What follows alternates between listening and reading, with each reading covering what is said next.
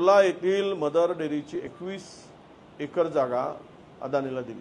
मुंबईतील ही 11वी जागा आहे जी अदानीला आता हस्तांतर केलेली आहे आणि या एकूण जागेची किंमत आता मार्केट रेट जर आपण काढला तर ती 10 लाख कोटीपेक्षा अधिकची जागा ही आता अदानींच्या घशात टाकलेली आहे। कारण काय सांगितलं जातं की आम्ही धारावीच्या पुनर्वसनासाठी दिले, पण हे अत्यंत चुकीचं आणि खोटारडेपणा आहे।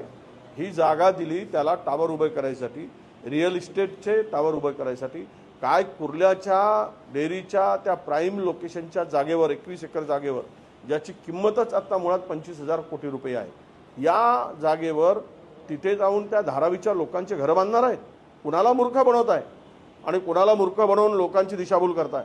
अरे मुंबई विकली, महाराष्ट्र गहाण ठेवलाय अदानीकडे, ही परिस्थिती आणून ठेवलेली आहे आणि सर्व सरसकट जागा वरून आदेश येतो आणि खालचे लोक सगळे महाराष्ट्रातील त्या आदेशाचं पालन करतात।